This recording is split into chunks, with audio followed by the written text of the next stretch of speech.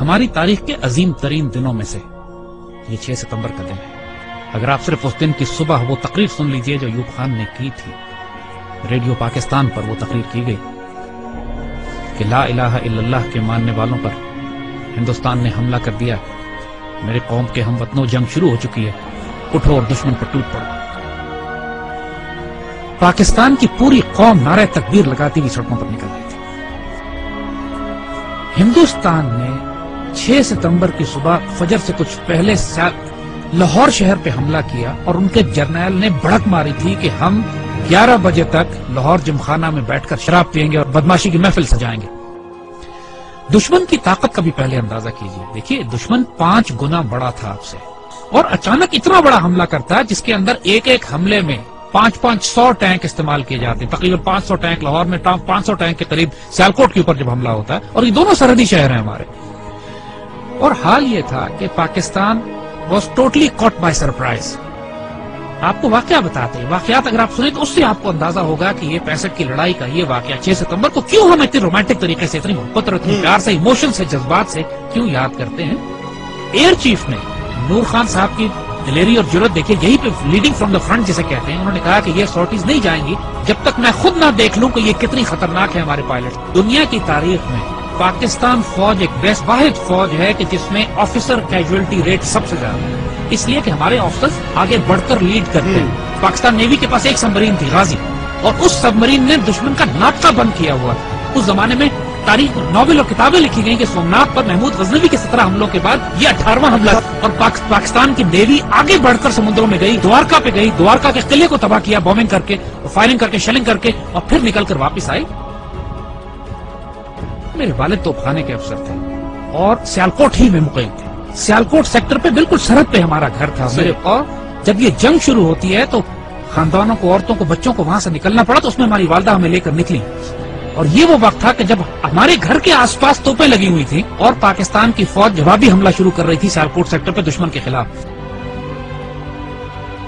ایسے ایسے معجزات دیکھنے کو ملے ہیں۔ میرے والد عینی شاہد ہیں اس بات کے کہ ایک سیکٹر پر ہماری توپوں کی مدد کی ضرورت پڑی، ہماری پیادہ فوج کے مورچے تھے جن پر دشمن کے ٹینکوں کا دباؤ بہت شدید تھا، اور ہماری توپوں کی آخری حد سے بھی زیادہ 2-3 کلومیٹر آگے وہ دشمن کے ٹینکوں کے پوزیشنز تھی، اور جب مدد مانگی گئی تو حساب لگایا گیا کہ ہماری توپوں کے گولے دشمن تک نہیں پہنچ سکتے، اور صورتحال یہ تھی کہ اگر اس وقت مدد نہ دی جاتی اپنی فرنٹ لائن کو تو سیالکوٹ شہر کا ایک پورا سیٹ دشمن قبضہ کر لیتا۔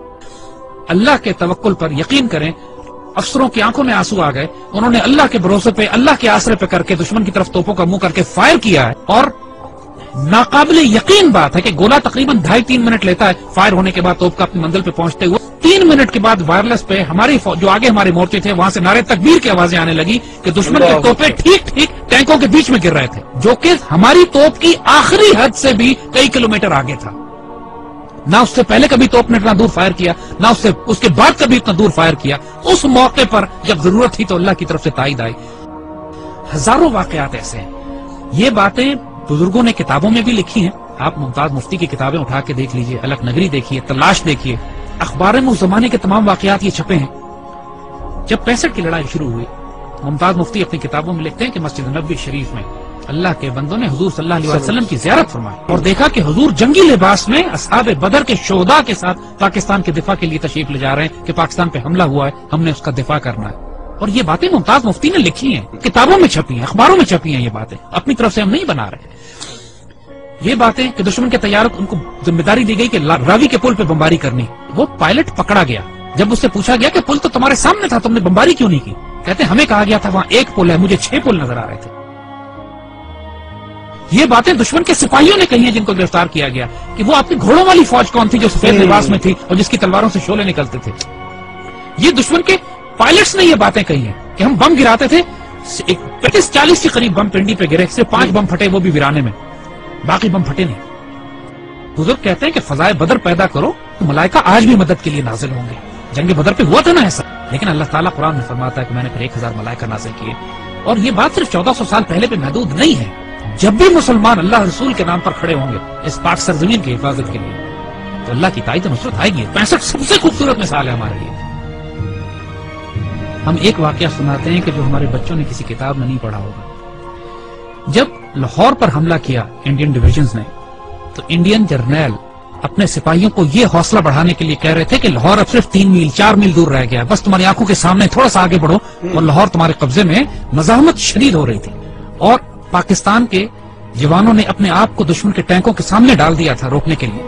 اس کیفیت میں لاہور تقریباً 14 میل دور تھا۔ تو وائرلیس پہ جب ہمارے جوانوں نے، ایک افسر نے یہ سنا کہ دشمن کا جنرل اپنے سپاہیوں سے یہ کہہ رہا ہے کہ صرف 3 یا 4 میل دور لاہور رہ گیا، اور اس وقت لاہور 14 میل تھا۔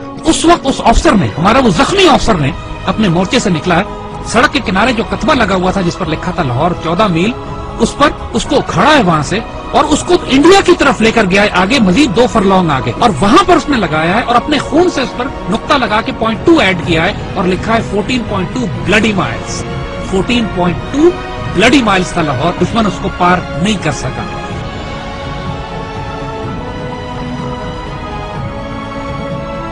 جب شہداء پہنچنا شروع ہوئے سی ایم ایچ میں، انہوں نے دیکھا کہ اتنا پریشر تھا کام کرنے کا کہ مرد سارے کام میں لگے ہوئے تھے، تو ان زخمیوں کو ریسیو کرنے کے لیے نرسز تھی، تو شہداء کو انہوں نے نرسز کے حوالے کیا کہ آپ ان کو تیار کریں اور رکھیں ایک طرف تاکہ بعد ان کو بریل کے لیے لے جایا جائے گا۔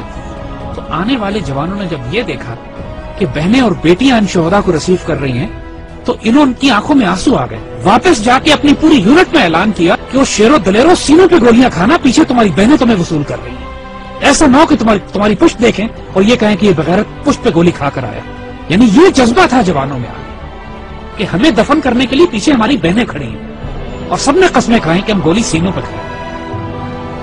یہ وہ باتیں یونٹوں کے اندر ہوئی، باتیں ٹیکسٹ بکس میں لکھی جاتی ہیں نا، کتابوں میں، یہ وہ باتیں کہ جو فوجیوں کے سینوں میں دفن ہیں۔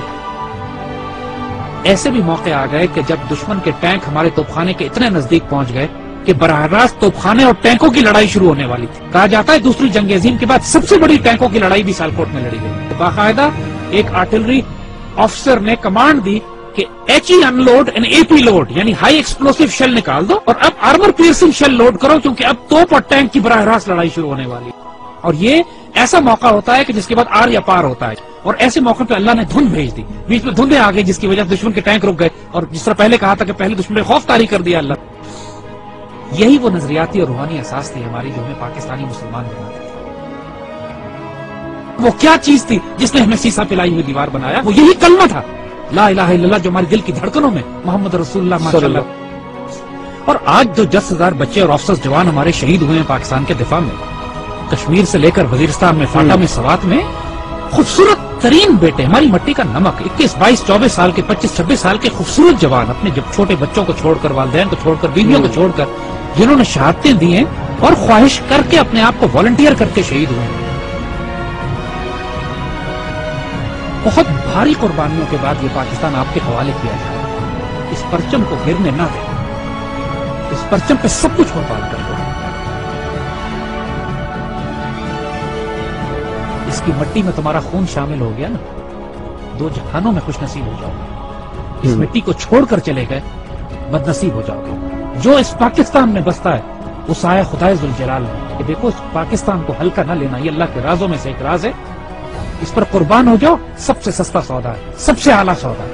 یہ ہمارے بیٹے جو اس پہ قربان ہوتے ہیں نا، یہ سوال نہیں کرتے کہ اس پاکستان نے ہمیں کیا دیا۔ اس پاکستان کو آج آپ کی ضرورت ہے۔ Make a stand, stand firm, stand United, live with dignity, and inshallah Allah will give you the opportunity to die with honor.